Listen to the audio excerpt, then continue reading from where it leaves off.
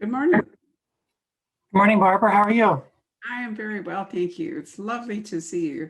I'm going to start out by checking on your credentials and so forth for our little talk, but I've invited Lisa Holstein, who wrote the review in Library Journal that made you the Library Journal Debut Mystery of the Month. Oh, thank you. Yeah. I'm just going to, my name is wrong in the window. Let's see if I can change that. Hang on.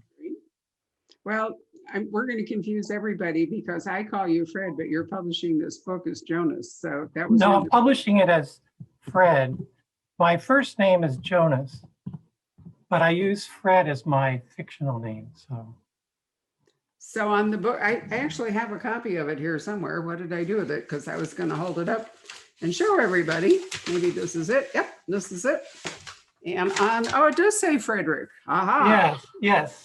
Yeah, Frederick's my middle name, and I just started using it a few years ago when I was starting to write fiction. So great. Well, that's no problem. Yeah, nobody in my family, nobody ever called me Jonas. I only started using that when I went into business, and so it's kind of confusing for everybody. Well, not really. I changed my name.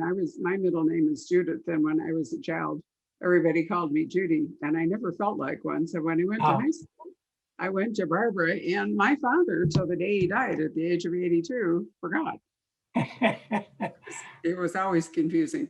In any case, let's talk a little bit about the credentials you bring to writing this, because there is some interesting medical and psychological framework embedded in the story. And I think it lends more authenticity to this, your debut novel, if we know from whence you wrote it. Yes. That was redundant. Sorry, whence you wrote it. That was so great. Oh, bad me. So yes, one credential is Eddie Mahler, the main detective, has migraine headaches. And I had migraines for about 20 years. So I brought that experience with me. And I wanted to have his experience be realistic. So the stages of the headache in the novel are tracked pretty closely. In fact, I had a separate outline for the migraine, just the migraine. And I wanted that to be a central part of his problem in the novel.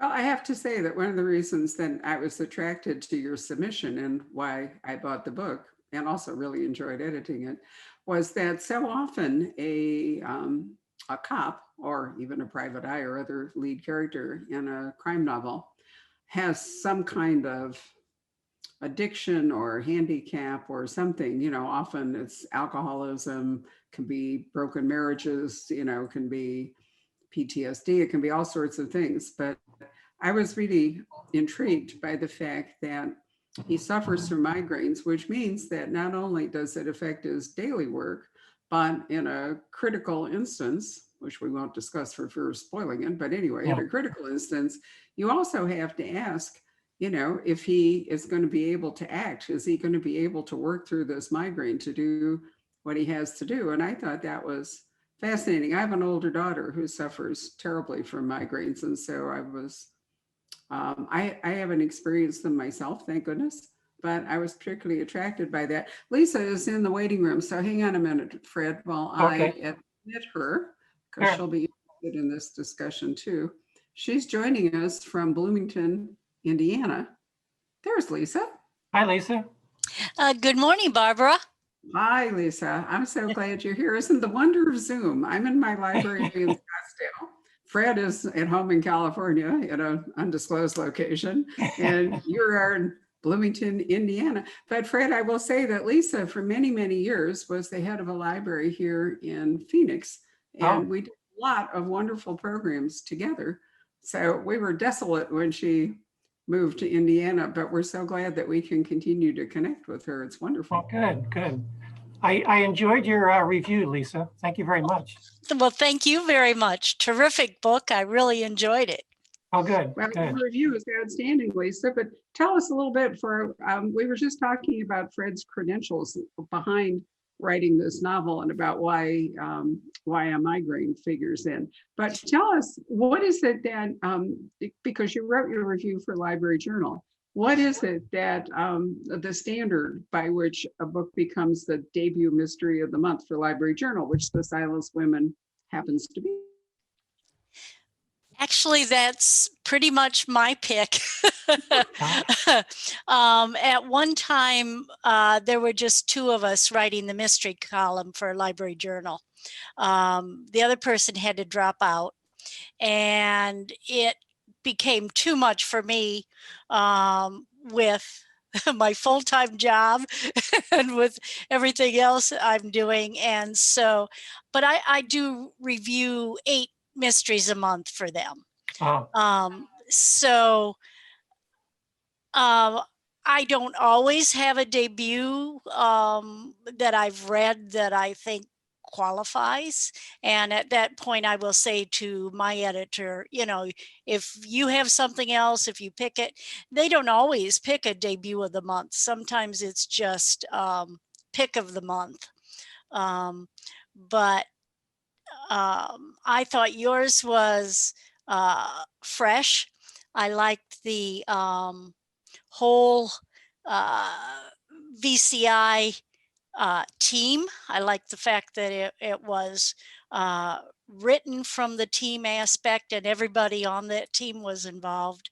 I thought it was cinematic and something that libraries could push.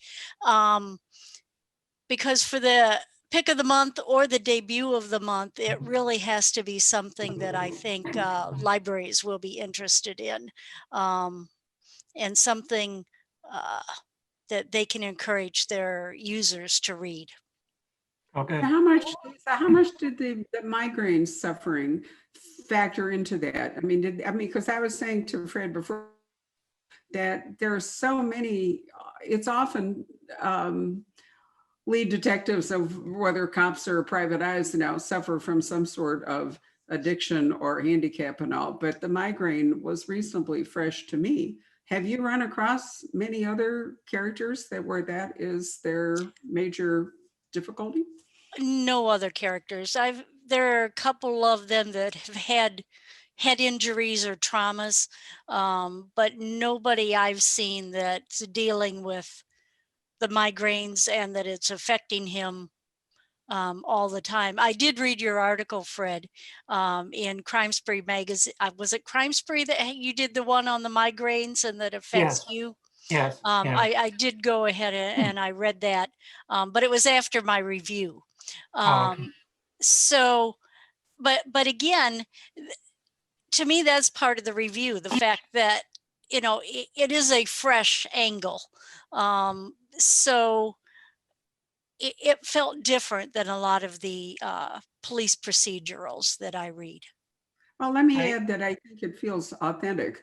I could tell when I read it that Fred obviously had either suffered from them himself or was very, very close to somebody like mhm. my elder daughter who suffers from migraines. It didn't feel like it was just something pasted in to make Eddie different.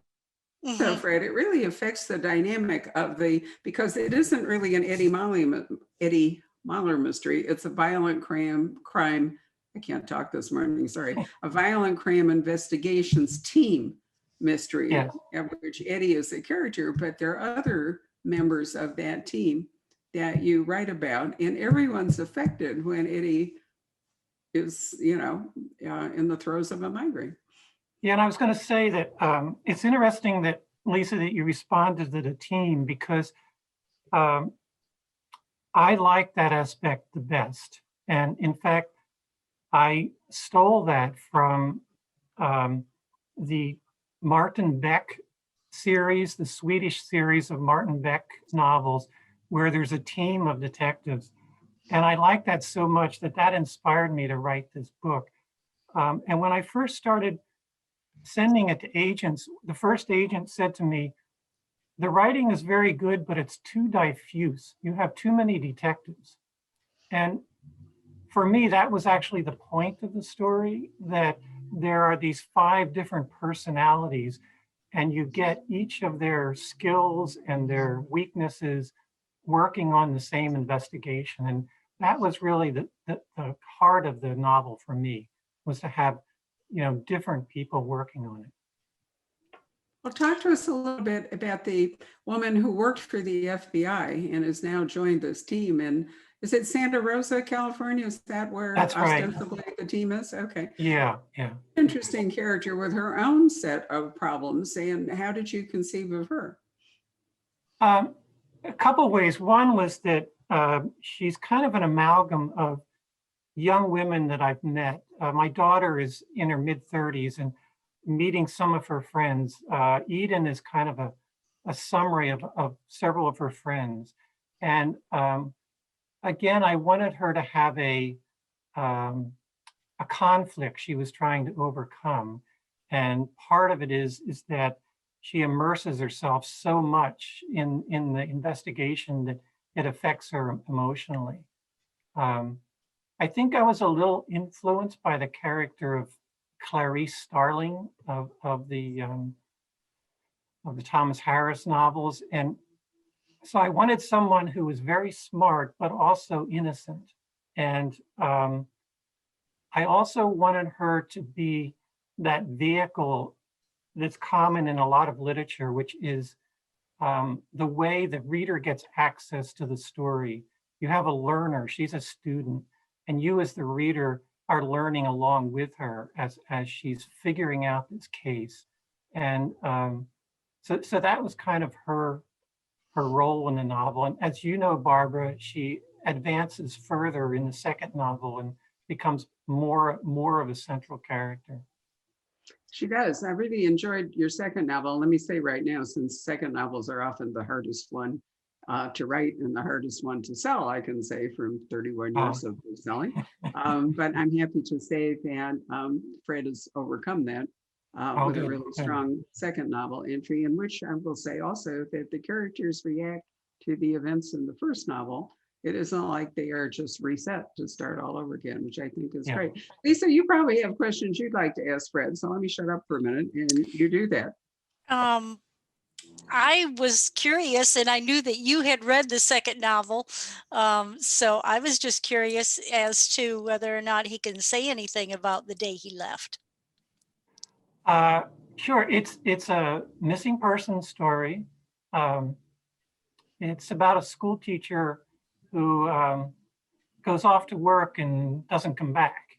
And it was inspired, as a lot of my stories are, by a newspaper article I read in a local newspaper about a teacher who drove away and disappeared. And I was kind of fascinated by the idea of a missing person. And I wanted to focus on the family and the effect of this on the family of his disappearing. There's a subplot about drugs, and that again came from a real life case here in Santa Rosa of drug dealers, and I pretty much copied exactly what happened in that case. I have to say, I've always wanted to write a novel with a simple plot. And a few years ago, I read a Robert Cray novel, one of those Elvis Cole novels, where there's a kidnapping in the first chapter, and the whole book is about Elvis Cole trying to find the kidnapped child. And I thought, what a great plot. It's just simple, straightforward. But I've never been able to manage it. I always get caught up in other things. And so that's the second book. The other thing I would say, without spoiling it, is that Eddie is in therapy, and that Eden returns to that FBI case that bothered her so much in the first novel. Okay, I do have a comment actually about the simple case that you thought you'd like to have. You're doing a team of investigators, and one of the things that I like about police procedurals is they're very seldom working on just one case. Yes. they're part of a police department, and they have other cases. So most of the police procedurals that I read and like, it's because of the fact that they're trying to juggle um, Yes, multiple cases at one time. yes. So that seems actually more realistic to me than somebody that just has one case. Oh, good, good. I'm glad it works for that reason. This is embarrassing. I have to admit, when I first wrote The Silenced Women, I wrote about a team of detectives. I didn't know that there was a VCI team locally. I wrote the book, I had a team, and then afterwards I found out, oh, there's this VCI department, and by the way, they have 5 detectives, and I thought, oh, good, that works out. So, um, but yeah, I agree with what you're saying. I mean, one of my favorite novels is a Kate Atkinson novel called Started Early, Took My Dog. And it has 3 or 4 plot lines. It's very complex and it demands a lot of a reader. And I do enjoy reading those myself. Well, let me chime in and say, if you've been watching Bosch, the television actually takes various of the books and combines them in different. The LAPD is working 2 or 3, sometimes more things at the Yeah, same time, which is Lisa said is how it works in police departments. But yeah, Lisa, the Library of Congress crime classic that Poison Pen Press published by Del Shannon, the name of which has totally gone out of my head. I can look it up. But one of the reasons I really like Del Shannon, who was a huge success in, I think, the 50s, was the LAPD, and her lead detective was, which was really ahead of its time in the fact that, we had a Latino leading the team in the LAPD that far back. But there were always at least 3 separate cases that were being worked. And there was one that kind of pulled you through to the end, the larger case, and was resolved. But they were always busy. And Ed McBain did the same thing in the yes, 87 yes, Precinct novels. yeah, And any police department is going to be working multiple different cases at one time. Now, violent crimes, Fred, does not just include murder, does it? There must be other things that they are looking at. yes. I mean, there's just simple assault and robbery. Interestingly, we've just had a spate of bank robberies here before and after Christmas, and so they would do things like that as well. There is a separate gang unit. There's a separate drug unit. Um, there's a separate domestic assault unit. I think there's about 8 or 10 different teams that work. There's a British series on, maybe it's Netflix. I never can remember. I'm watching way too much television, way too many streaming things. But it's called Daily, and it was just in the first season. But they both work for essentially the violent crimes unit in Manchester. So Oh, it isn't just an American police thing. It's yeah. obviously also a British thing. But let's talk a bit about the villain in this book. Lisa, how did you respond to major case, the reason it's called The Silenced Women? How did you respond to the villains? There are 2. It's kind of interesting. Fred, I reviewed your book on my blog today as well. I kind of moved it up. It was scheduled for Saturday, but I moved it up to today. And one of my regular readers said she was glad I reviewed it. She knows it isn't for her because she doesn't care for the voice of the villain in a book. And I said, as a librarian, that's fine with me because I want people to find what they want to read, Sure. as well as what they don't want to read. I thought it was interesting because it was such a different voice for a villain. Had and without spoilers, had it been a normal serial killer, I probably wouldn't have been crazy about it. Because like a lot of people, I don't really care to be in the head of the serial killer. Mhm. Um, but this one was so unusual. And I'm going to let you or Barbara say anything more about the villain. That it wasn't off-putting for me. And the associates of the villain were very interesting as well. But as I said, I didn't say much in either the Library Journal review or the one that's up today on my blog, because I don't like spoilers for, people who are going to read it. So anything else you or Barbara want to say about the villain is just fine, but I'm not going to say more. Other than the way you introduce this person and how they were different didn't make it as off-putting as some serial killers in books. Well, that's good. I can tell you that the character of Ben Thackeray came from a photograph on a magazine. I was sitting in a doctor's waiting room and I picked up this magazine and there was a photograph of a young man. He was standing in the top room of a penthouse looking out over San Francisco. He had this very intense look on his face. And I took the magazine home and put the cover on my wall for a couple of years and just kept looking at it. And I decided I wanted a character who was very smart technologically. I think there's something in our world today where people can succeed very well if they're smart technologically, but may not have any moral center.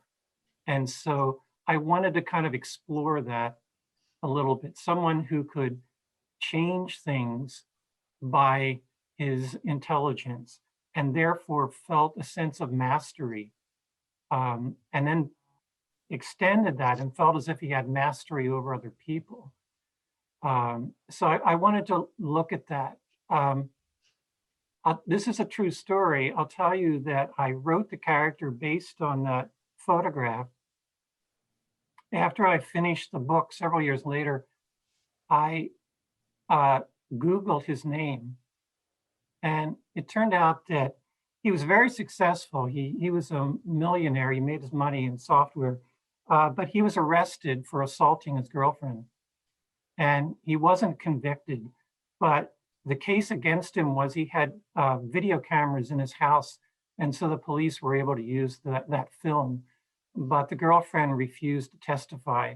But it did give me a strange feeling that I had, picked up this photograph and made a character out of him. And then in real life, he turned out to have some of the aspects of my character. So, but I'm glad it resonates, but is not too off-putting. I tried not to do that.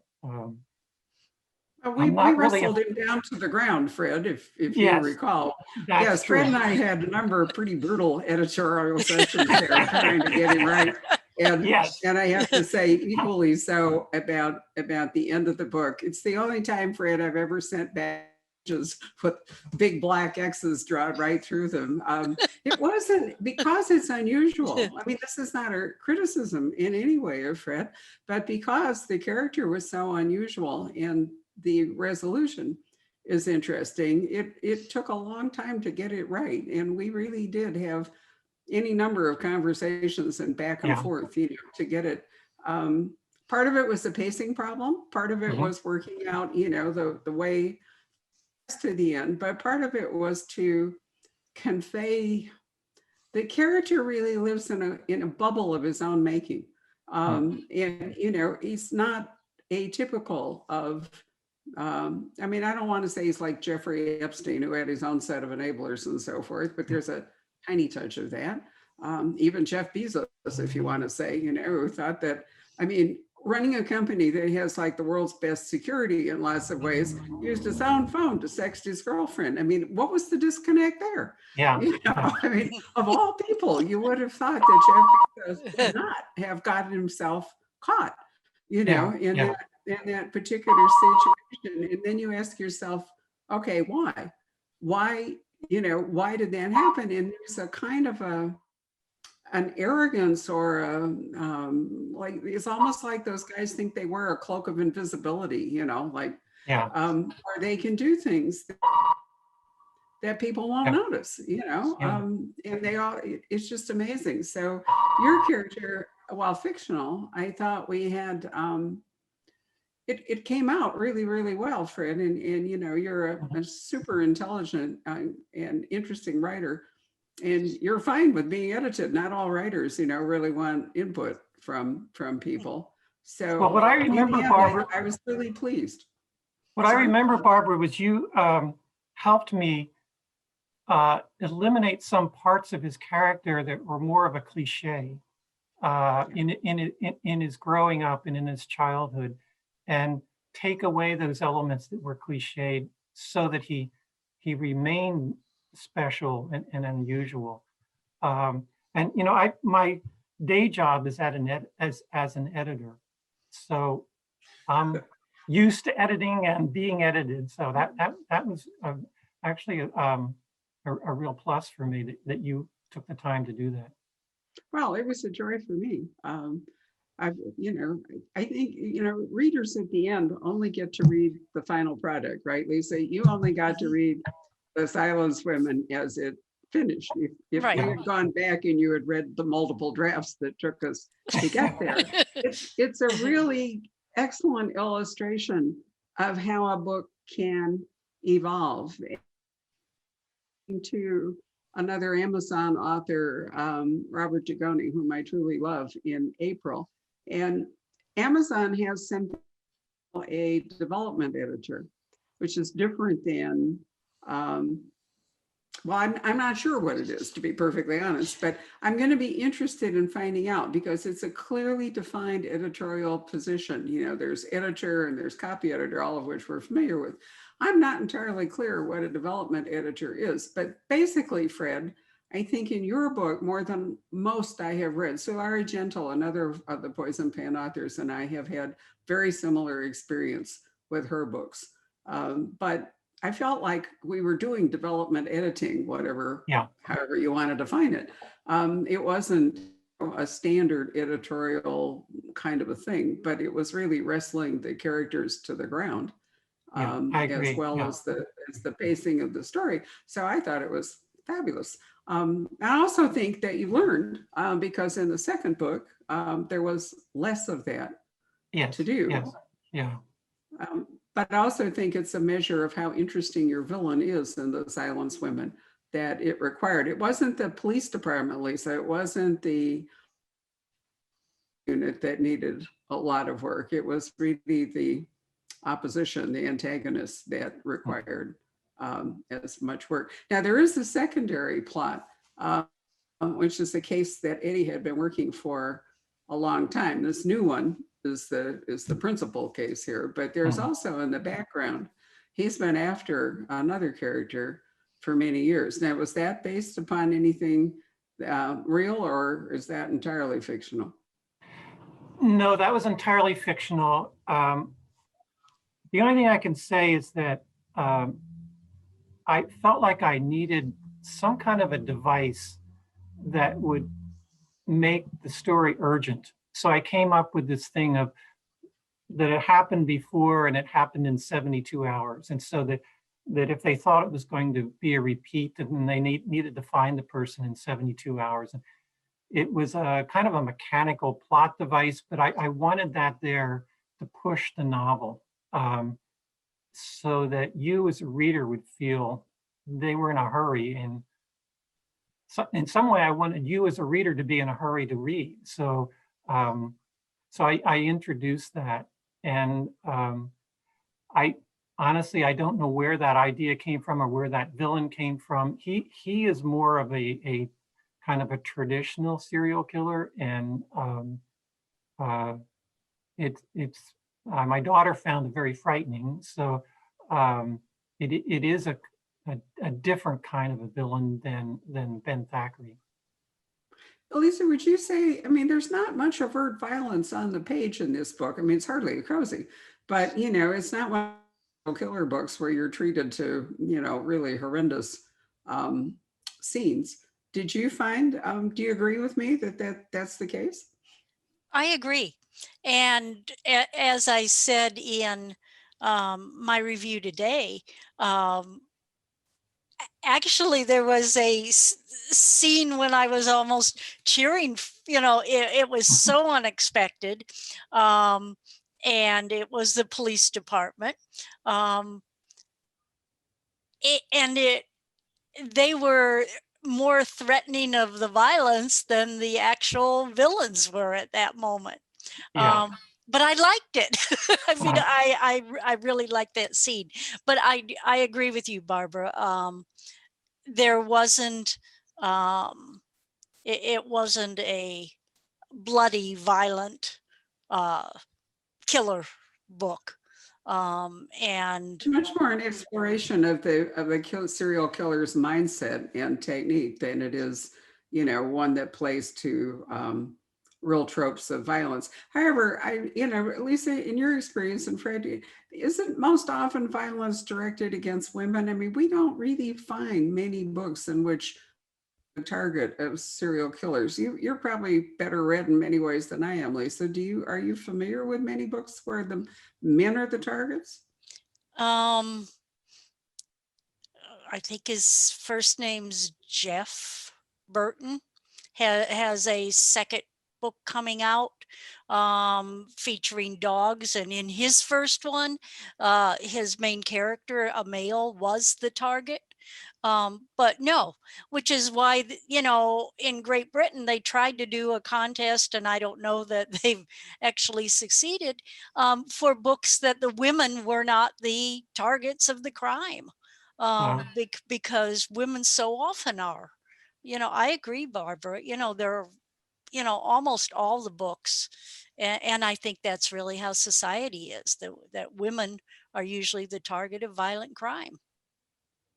Well, What in do the you think? second book, it's not a woman. In second book, it's a man.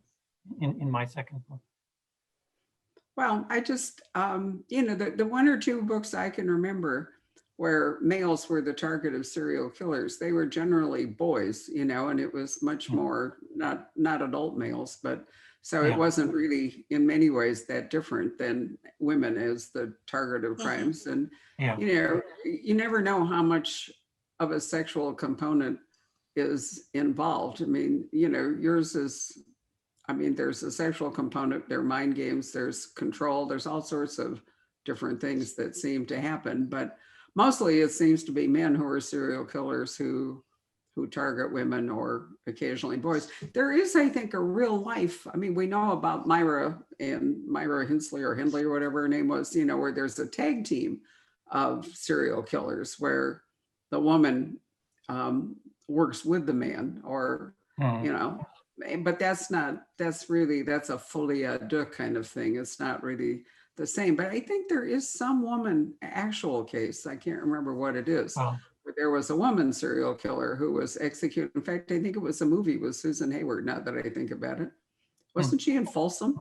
I'll have to go back and look. This is one of those things I'm dredging up for my 80-year-old brain. But I think Susan Hayward played her, and she was executed in, I'm thinking, in California. Is Folsom the prison in Sacramento? It is, isn't it? That's right. Yeah. Yeah. Yeah, I think she ended up being executed at Folsom. And I think she was a serial killer, but there's a good thing to talk about. Distinction between serial killers and serial murderers. Because Agatha Christie and her famous ABC murder, for example, that's a serial murderer where the crimes were committed to several of them in order to cover up one. Mhm. The crimes have a different impulse. They're much more rational, and they're often to. John Sanford wrote a similar book for Virgil. I can't remember which one, 2 or 3 books back. And afterward, I had a little discussion with him because the last one turned out to be the one that was being covered up. And I said, John, you should have made it like the second one. It was too obvious. And he said, well, then I would have had to write more book and I was tired.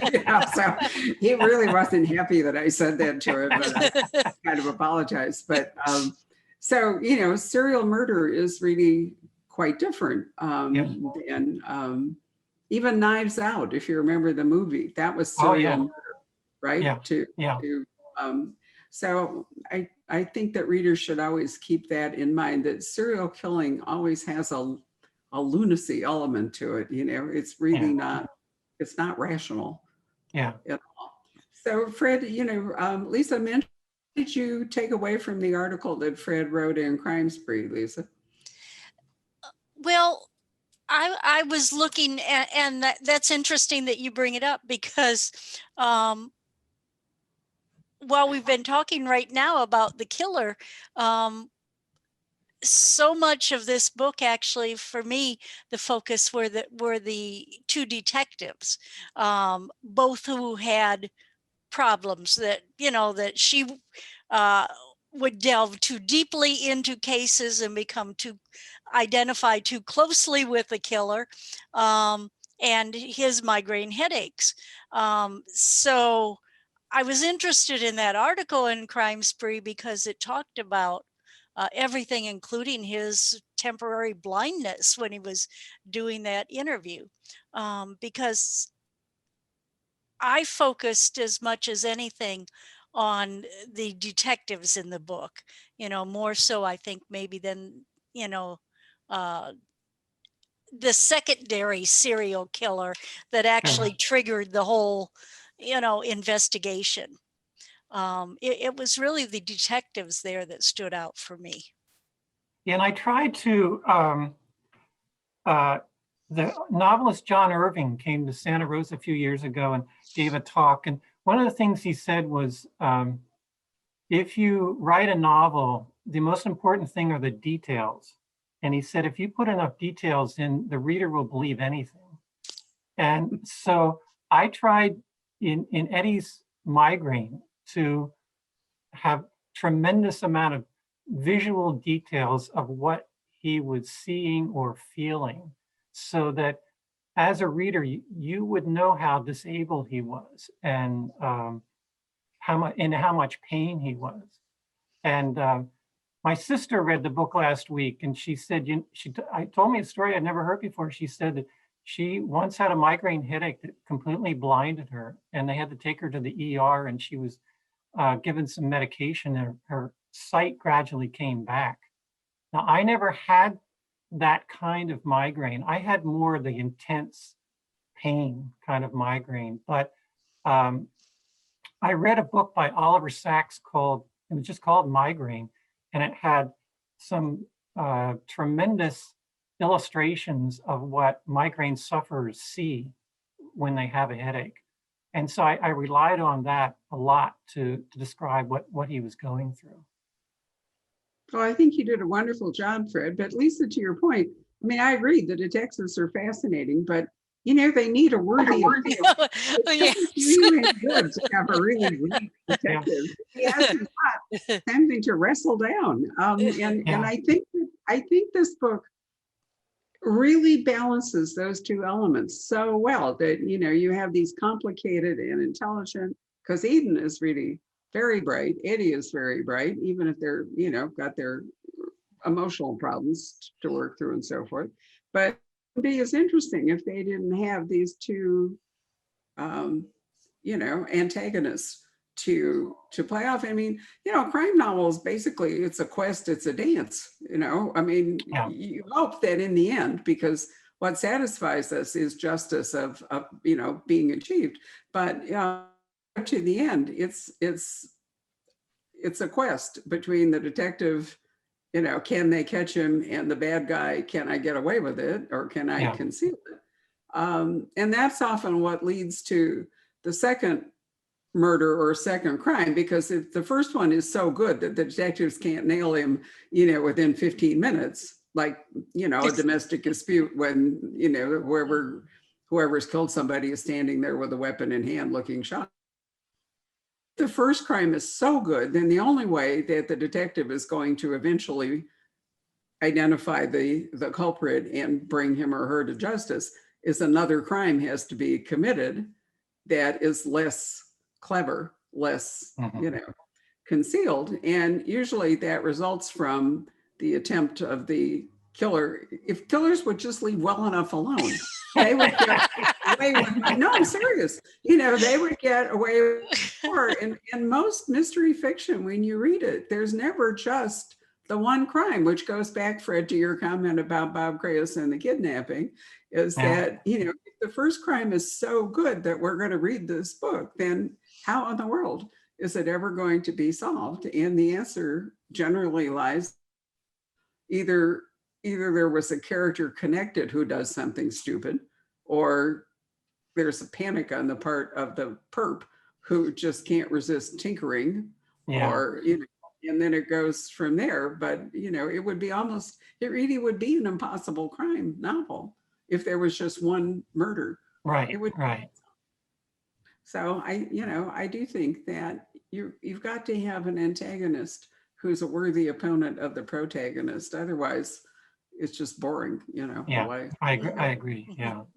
But anyway, The Silenced Women, and this is not the original title, Lisa. There was inevitably, as it seems to happen, quite a long workaround. What was the original title, Fred? I've now forgotten.